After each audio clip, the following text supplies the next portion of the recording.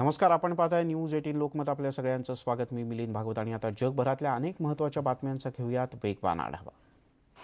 सुरुवात कोरोनाच्या अपडेटनं. कोरोनानं जगभरात पुन्हा धुमशान सुरू केलं आहे. अनेक देशांमध्ये कोरोनाच्या वाढत्या रुग्णांमुळे पुन्हा एकदा लॉकडाऊन देखील करण्यात येत आहे. कोरोनावर लस कधी येणार हा संपूर्ण जगासमोर असलेला मोठा प्रश्न आहे. त्यातच आता आणखीन एक दिलासादायक बातमी येते की म्हणजे 11 डिसेंबरपर्यंत कोरोनाची जगातली पहिली लस उपलब्ध होईल अशी शक्यता निर्माण झाली.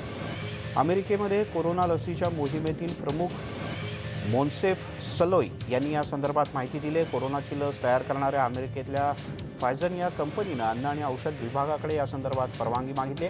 अन्न आणि औषध प्रशासनाकडून परवानगी मिळाल्यानंतर आम्ही 24 तासांच्या आत लसीचा पुरवठा करू शकतो असंही मोन्सेफ सलोई यांनी म्हटलंय.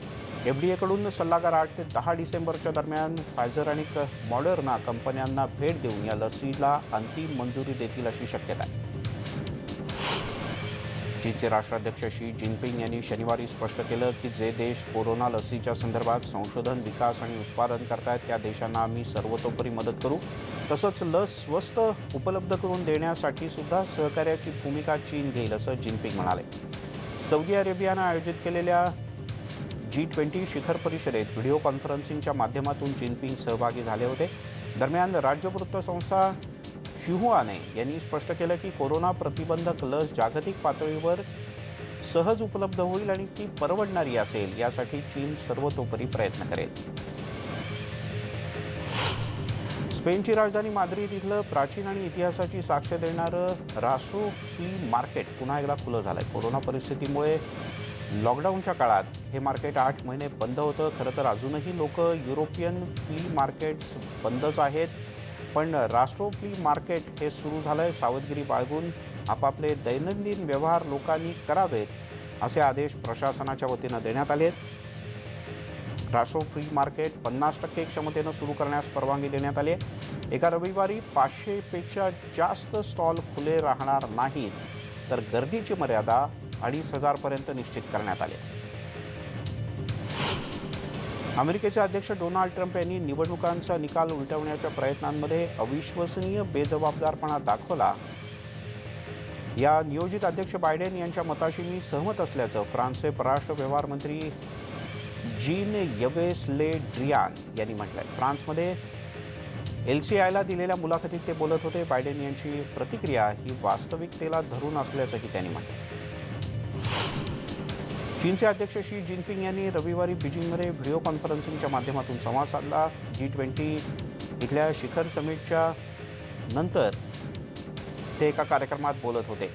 G20ला हवामान बदलासह मिळालेल्या विविध मुद्द्यांच्या प्रतिसादाबद्दल त्यांनी आपल्या सहकार्यांना माहिती दिली. या भाषणात शी जिनपिंग यांनी आपल्या मानवजातीच्या हितासाठी पर्यावरणाचा समतोल राखण्याचं आवाहन केलं. पृथ्वीचं रक्षण करण्याचं सगळ्यांनी एकत्रितपणे येऊन ठरवल्याबद्दल त्यांनी समाधानही व्यक्त केलं. पश्चिम आफ्रिकी देशांमधून कॅनरी बेटांवर स्थलांतरितांनी स्थापन केलेल्या बांधकामाविषयी स्पॅनिश सरकारच्या सध्या चर्चा सुरू आहेत आणि दोनही देशांचे परराष्ट्र सचिव परस्परांमध्ये बातचीत करतायत. स्पेनचे परराष्ट्रमंत्री आरांचा गोन्झालेज लाया हे रविवारी सेनेगल इथे पोहोचले. स्पेन आणि युरोपियन युनियन तसंच सेनेगल यांच्यातल्या विविध प्रकारच्या करारांच्या पार्श्वभूमीवर सगळ्यांमध्ये चर्चा झाली. सेनेगलचे अध्यक्ष मॅकी सॉल्शी यांची इथे भेट घेणार आहेत. जवळपास 1,500 किलोमीटर दूर असलं तरी सेनेगल स्थलांतरितांसाठी मुख्य केंद्र बनलं आहे.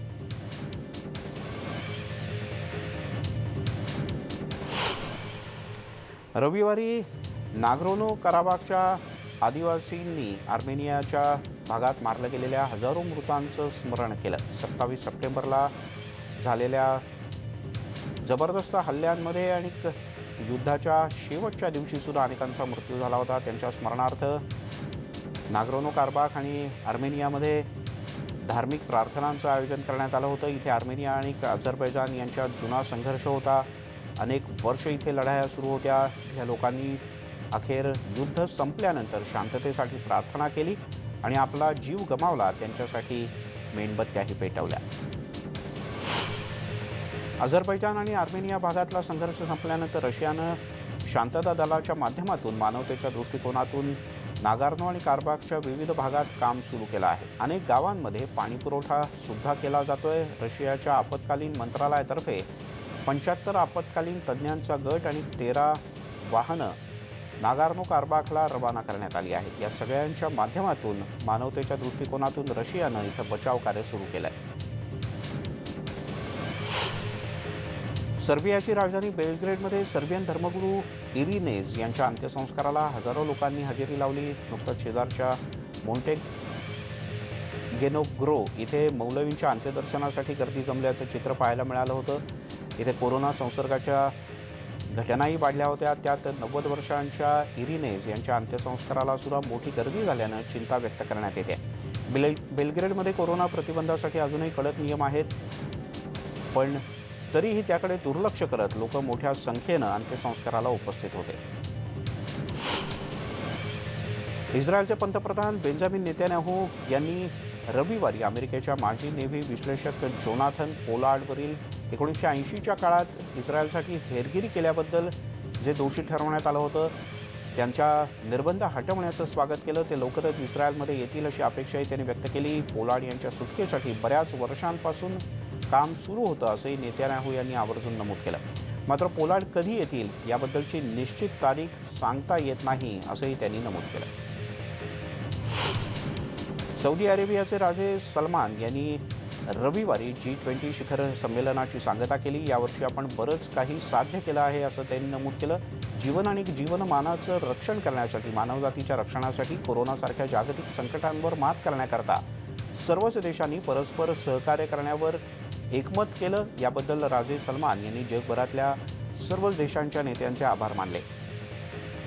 G20 संमेलनासाठी जगभरातल्या देशांच्या नेत्यांनी व्हिडिओ कॉन्फरन्सिंगच्या माध्यमातून परस्परांशी संवाद साधला.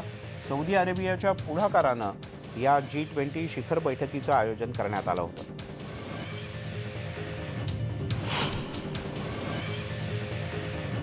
बुर्किना फासोमध्ये अध्यक्षीय आणि विधानसभेच्या निवडणुकांसाठी सध्या मतदानाची प्रक्रिया शेवटच्या टप्प्यात आहे. Congress for democracy and progress पक्षाचं नेतृत्व करणारे कोम्बोगो म्हणाले की जर ते निवडून आले तर ते राष्ट्रीय सुरक्षेला प्राधान्य देतील. 2016 पासून त्यांनी बुर्किना फासोमध्ये वाढत्या हल्ल्यांचा संदर्भ दिला.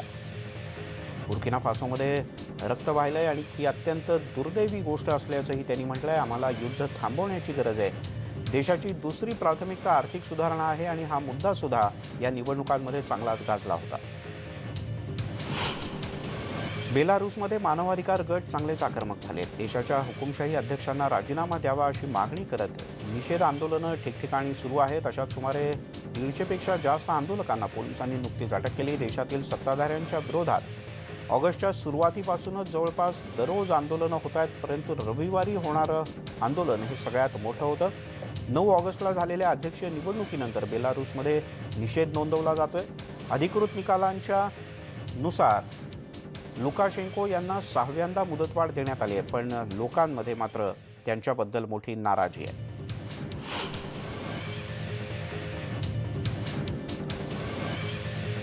अमेरिकेचे परराष्ट्र सचिव माईक पोम्पिओ हे सौदी अरेबियात दाखल झालेत. पर्शियन आखातीच्या त्यांचा हा शेवटचा अधिकृत दौरा. या प्रवासादरम्यान त्यांनी ट्रम्प प्रशासनाच्या रणनीतीचा आवर्जून उल्लेख केला, ज्यानं इराणवर या भागातील मध्यवर्ती धोका म्हणून आवर्जून लक्ष केंद्रित केलं होतं. वॉशिंग्टनला जाण्यापूर्वी पॉम्पिओ हे क्राऊन प्रिन्स मोहम्मद बिन सलमान यांची भेट घेणार आहेत.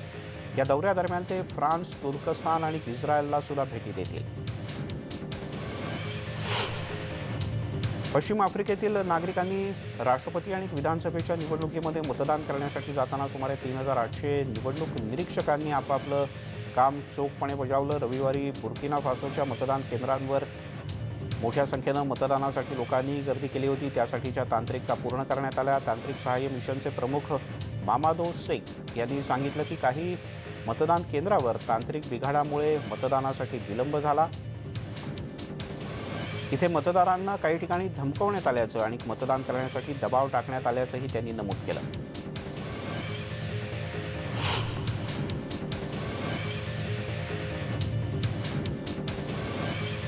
रशिया अमेरिकेचा पुढचा अध्यक्ष म्हणून घोषित करण्यात आलेल्या कोणाही बरोबर काम करण्यासाठी तयार आहे, इच्छुक आहे, परंतु जोपर्यंत विजेत्या अध्यक्षाचं नाव औपचारिकपणे घोषित करण्याचा निर्णय होत नाही तोपर्यंत आम्ही औपचारिक अभिनंदन करणार नाही, असं रशियाचे राष्ट्राध्यक्ष व्लादिमीर पुतीन यांनी म्हटलंय. प्रमुख वृत्तसंस्थांनी जो बायडन यांना अध्यक्ष म्हणून निवडलं गेल्यानंतर पुतीन यांनी जो बायडन यांचं अभिनंदन का केलं नाही याबद्दल पुतीन यांना जगभरातून प्रश्न विचारला जातो आहे आणि याचं पहिल्यांदाच अधिकृत स्पष्टीकरण व्लादिमीर पुतीन यांनी दिलं आहे.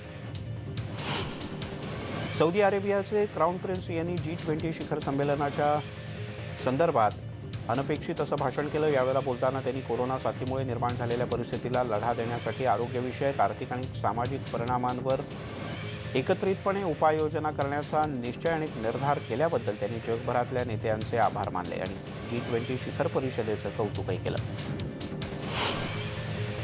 होंडुरासमधल्या चक्रीवादळानं ज्यांच्या घरांचं प्रचंड नुकसान झालं अशा लोकांनी महामार्गाच्या पुलाखालती आणि काही ठिकाणी पुलावर आणि जिथे मिळेल तिथे आश्रय घेतला आहे. आंतरराष्ट्रीय रेड क्रॉसचा अंदाज आहे की होंडुरास, निकाराग्वा आणि ग्वाटेमाला इथे नोव्हेंबरमध्ये सुमारे 4.2 दशलक्ष लोकांना चक्रीवादळाचा त्रास सहन करावा लागला. जर्मन चॅन्सलर अंजेला मर्केल यांनी रविवारी बर्लिनमध्ये G20 शिखर परिषदेनंतर पत्रकारांना सांगितलं की कोरोना हे एक जागतिक आव्हान आहे, ज्याचं उत्तर सर्वांनाच मिळू शकेल, पण आणखीन काही काळ सगळ्यांनीच काळजी घेणं अत्यंत गरजेचं आहे. जर्मनीनं कोवॅक्स लसीकरण उपक्रमासाठी आर्थिक पाठबळ दिलं होतं, जे गरीब देशांपर्यंत लस पोहोचवण्याच्या उद्देशानं केलं होतं, परंतु त्यापेक्षा जास्त पैशांची गरज आहे, असंही मर्केल यांनी म्हटलंय. अमेरिकेतील प्रसिद्ध अभिनेता, दिग्दर्शक आणि निर्माता टायलर पॅरी यांच्या स्टुडिओच्या बाहेर लोकांची मोठी गर्दी पाहायला मिळाली. या स्टुडिओमध्ये एका कार्यक्रमाचं आयोजन करण्यात आलं होतं. ज्यांनी कोरोनाशी सामना करण्यात महत्त्वाची भूमिका बजावली त्यांच्या सन्मानार्थ एका कार्यक्रमाचं आयोजन करण्यात आलं होतं. सुमारे 5,000 लोकांच्या जेवणाची व्यवस्था इथे करण्यात आली होती.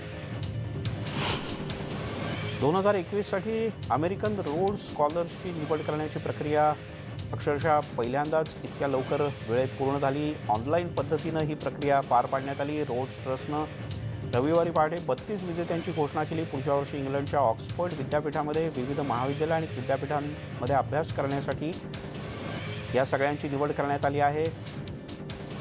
जे विजयी झाले त्यात भारतीय मूळ असलेल्या स्वाती श्रीनिवासन यांचाही समावेश आहे. ती ओव्हिओ या प्रांतामध्ये राहते. बीचवूड इथे हॉवर्ड विद्यापीठातील प्राध्यापक हे तिचे आईवडील आहेत.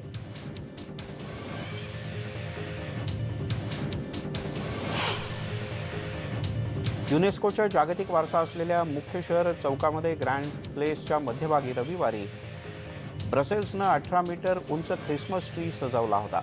ख्रिसमस ट्री आणि त्यापुढे येशूच्या जन्माचा देखावा उभा करण्यात आला आहे. ब्रुसेल्स शहरामध्ये या खास कार्यक्रमाचं आयोजन करण्यात आलं आहे. यावेळेला डिसेंबरच्या मध्ये ख्रिसमसचं फार मोठ्या प्रमाणात सेलिब्रेशन करता येणार नाही. त्यामुळे आत्तापासूनच काही जणांनी ख्रिसमस ट्री आणि ख्रिसमसचं सेलिब्रेशन करायला सुरुवात केली. कोरोनाच्या निर्बंधांमुळे इथे अनेकांना येता आलेलं नाही. रविवारी मतदान केंद्र संध्याकाळी 6 वाजता बंद झाल्यानंतर बुर्किनो फासो इथे मतदानाची प्रक्रिया पूर्ण झाल्यानंतर मतमोजणी सुरू झाली. अध्यक्ष रॉच मार्क ख्रिश्चन काबोर यांची 12 उमेदवारांची एकूण स्पर्धा आहे. निवडणूक अधिकारी आणि स्थानिक सरकारी अधिकाऱ्यांनी असोसिएटेड प्रेसला दिलेल्या माहितीनुसार मध्य उत्तर या सगळ्या भागांमधली मतदानाची प्रक्रिया पूर्ण झाल्यानंतर इथली मतमोजणी सगळ्यात आधी करता येईल. हल्ल्यांच्या भीतीमुळे मतदानाची प्रक्रिया लवकर बंद करण्यात आल्याचं यावेळेला सांगण्यात आलं. जगातील सर्वात सामर्थ्यवान राष्ट्रांच्या नेत्यांनी रविवारी G20 शिखर परिषदेत जगभरातल्या नागरिकांचे जीव वाचावेत यासाठी आपण कोणत्याही प्रकारे हात आखडता घेणार नाही आणि कोरोनाची लस जगातल्या प्रत्येक माणसाला उपलब्ध करून देण्यासाठी सर्वतोपरी प्रयत्न करू, यासाठी सर्वच राष्ट्राच्या प्रमुखांनी एकमत दर्शवलं. जगातील सर्वात मृत्यू झालेल्यांची संख्या ही G20 देशांपेक्षा अन्यच काही छोट्या देशांमध्ये नोंदवली गेली. शिखर परिषदेच्या समाप्तीच्या टप्प्यात बोलताना सौदी अरेबियाचे अर्थमंत्री मोहम्मद अल जादान यांनी कोविड-19च्या गंभीर आव्हानाच्या विरोधात संपूर्ण जगानं एक होऊन लढलं पाहिजे असं म्हटलं आणि एकत्रितपणे लढत असल्याबद्दल कौतुकही केलं. सुदानच्या सीमेवरच्या लुगडी इथल्या चौकीवर शांतता दिवस पाळण्यात आला. 2 राष्ट्रांच्या शांततेसाठी सीमेवर शांतता दिवस पाळण्यात आला आणि इथे काही खास दोर सुद्धा बांधले गेले होते. एका 500हून अधिक लोक सीमा पार करून चालत जाताना यावेळेला दिसले. मात्र या संख्येमध्ये सध्या घट होते. 500 वरून ही संख्या आता 20 वर आली आहे, असं सुदानच्या सीमा पोलिसांनी सांगितलं. जगभर कोरोनाचं थैमान सुरू असताना स्पेनच्या राजधानीत कोरोनाची मोठी झळ बसली आहे. कोरोना विषाणूच्या फैलावानंतर जनजीवन आता हळूहळू पूर्वपदावर येत चाललंय. जवळपास 8 महिन्यानंतर बंद झालेल्या माद्रिदच्या प्राचीन राष्ट्रोतील पिसू बाजार हा पुन्हा एकदा नागरिकांसाठी खुला करण्यात आला. बुलेटिनमध्ये घेऊयात एक छोटासा ब्रेक, लगेचच परत येतो.